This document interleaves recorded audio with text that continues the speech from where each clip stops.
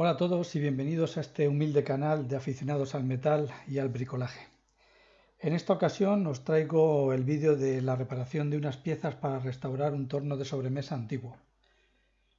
Un amigo mío se ha comprado este torno, el cual va a restaurar, y tenía mucho desgaste en algunos de sus componentes, así que me ha pedido que le ayude a reparar las piezas dañadas. En esta foto vemos el torno antes de empezar a restaurarlo. En esta imagen vemos que ya se ha lijado la bancada y se han pintado los carros, el charrió y el contrapunto. Estas son las piezas que hay que reparar y va a ser mi granito de arena en el proceso de restauración de este torno.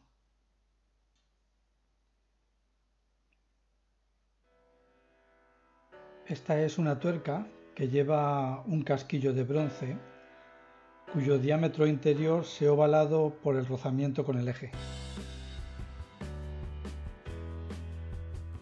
Como se aprecia al medir con el calibre, la diferencia entre medidas es de aproximadamente 1,4 milímetros.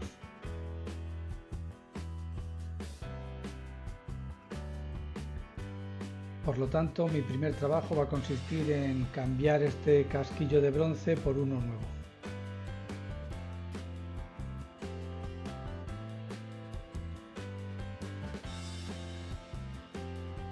He mecanizado este trozo de latón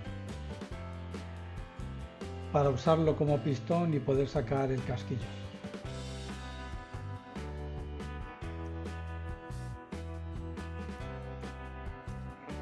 La prensa para este tipo de trabajos es ideal. Vemos cómo sin esfuerzo el pistón se va introduciendo en la tuerca sacando el casquillo por el lado opuesto.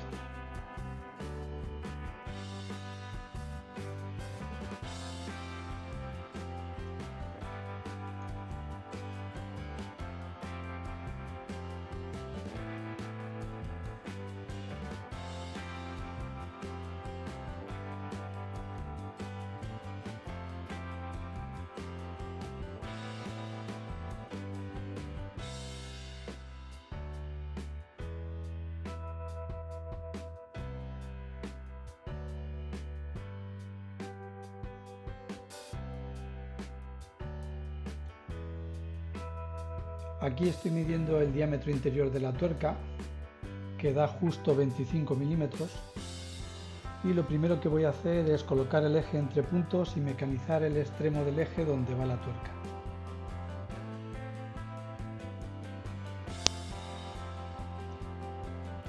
Aquí empiezo a mecanizar la parte del eje donde va a ir la tuerca y la voy a dejar a 17,00. Para esto voy a utilizar plaquita con referencia DCGT07 con radio 02, específicas para trabajar el aluminio. Este tipo de plaquitas da muy buenos resultados en los tornos pequeños con poca potencia de motor, porque arranca muy bien la viruta y deja muy buenos acabados en el acero gracias al rompevirutas tan pronunciado que tiene.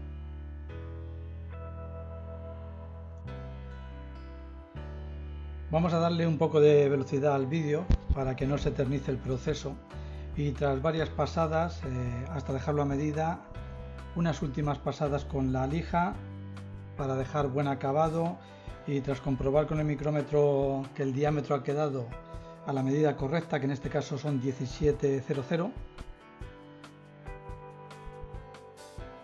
pues paso a mecanizar el casquillo de bronce.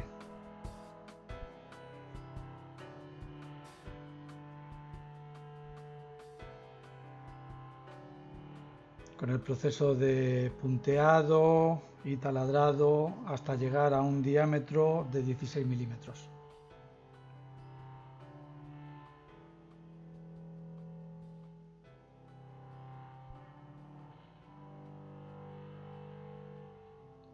Sigo utilizando la misma plaquita DCGT0702 que comenté anteriormente.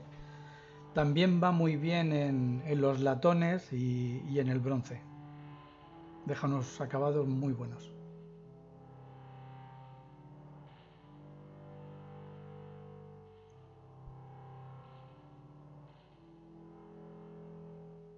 El diámetro exterior del casquillo va a tener 2 centésimas más que el agujero interior de la tuerca, donde va a ir alojado.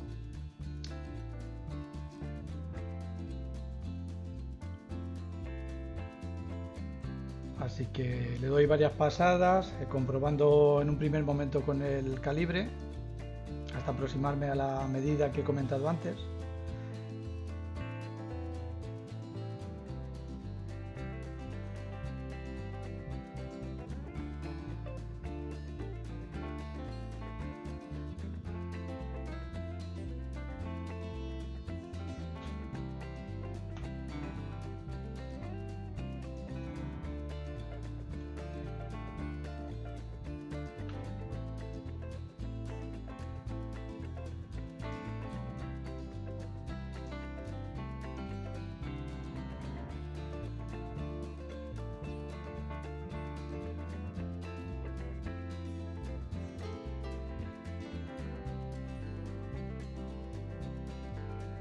Aquí estoy utilizando una herramienta para chaflanar a 45 grados y compruebo ya la medida final con el micrómetro.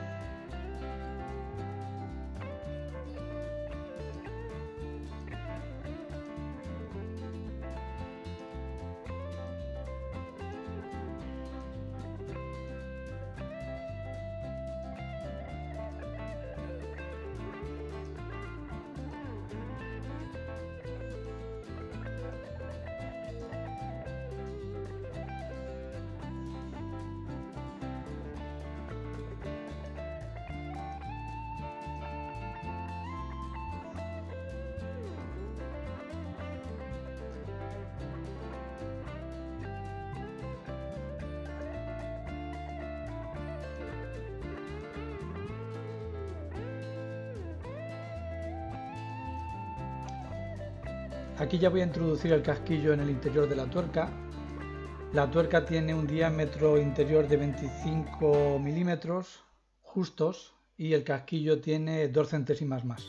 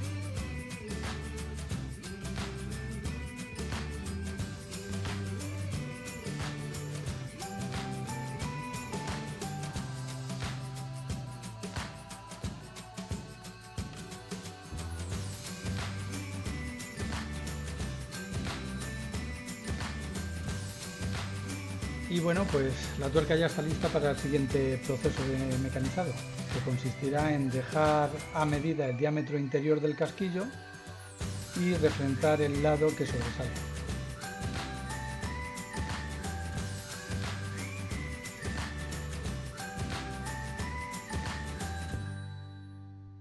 Ahora voy a empezar el proceso de encasquillado de la polea.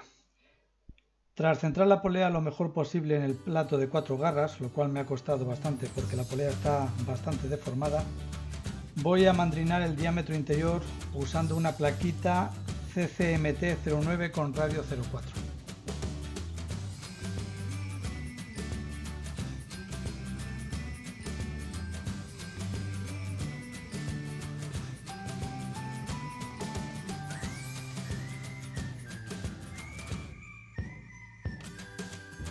Voy dando pasadas eliminando el material y voy comprobando la medida, en este caso utilizando un micrómetro de interiores de 3 puntos.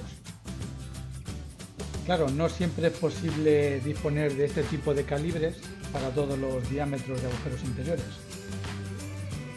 En este caso disponía del calibre con la medida exacta y bueno, pues lo he utilizado.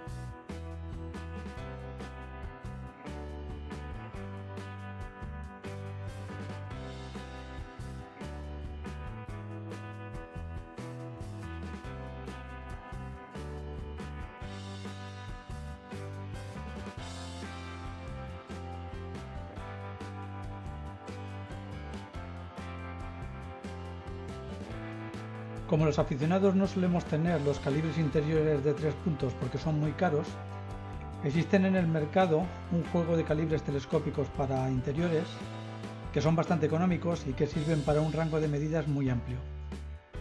Se toma la medida del interior como estáis viendo y después con un micrómetro obtenemos la medida del calibre telescópico.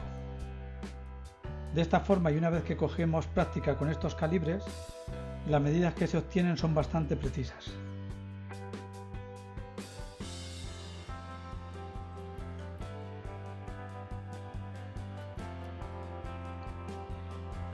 Como vemos, el micrómetro marca 25,37 y hay que dejarlo a 25,50, así que hay que seguir eliminando más material. Ahora ya tengo el casquillo introducido en la polea y nuevamente utilizo el plato de 4 garras para centrarla lo mejor posible.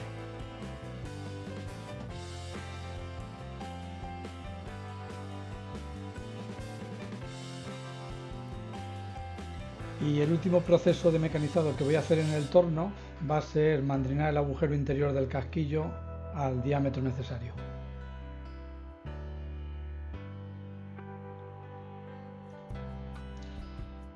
Me llevo la polea a la fresadora para hacer el chavetero y voy a utilizar una herramienta que se llama un Edge Finder o buscador de aristas en español. En este caso se trata de uno electrónico que emite un pitido y se enciende una luz cuando hace contacto con la pieza.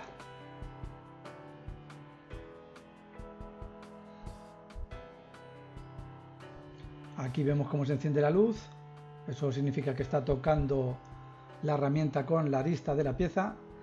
Nos posicionamos en el lado contrario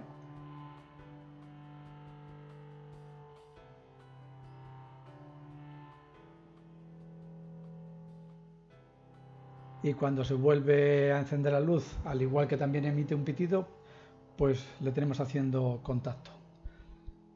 El Draw tiene una opción para buscar la mitad de una medida, así que resulta muy fácil posicionar la herramienta en el centro, en este caso de un taladro.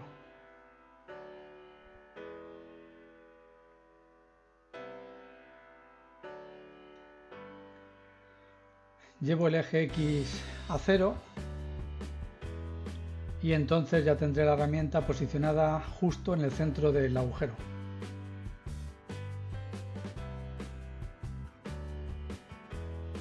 Cambio el buscador de aristas por una fresa, en este caso de 6 milímetros, para iniciar el chavetero.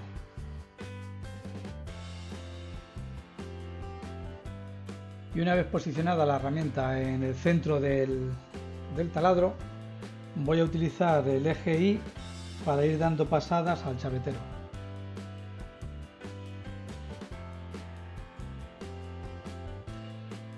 En este caso no voy a dejar terminado el chavetero, ya que el propietario del torno quiere hacer a lima el trabajo de la forma rectangular del chavetero.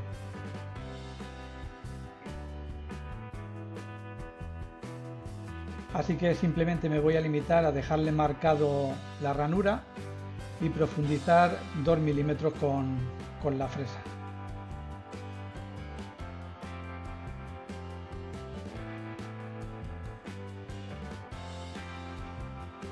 Una fotografía de cómo ha quedado el chavetero marcado.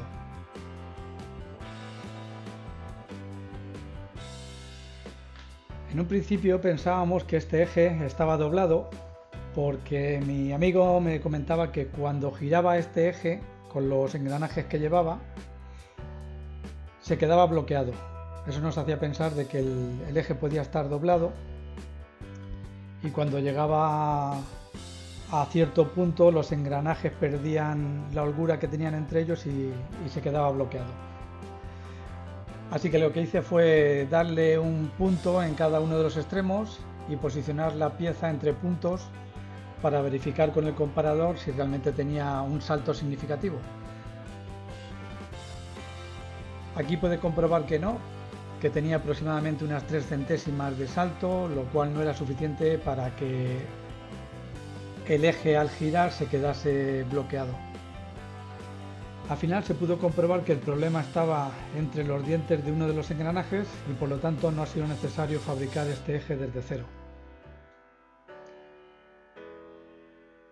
Y por último compruebo que el ajuste entre la tuerca y el eje está correcto.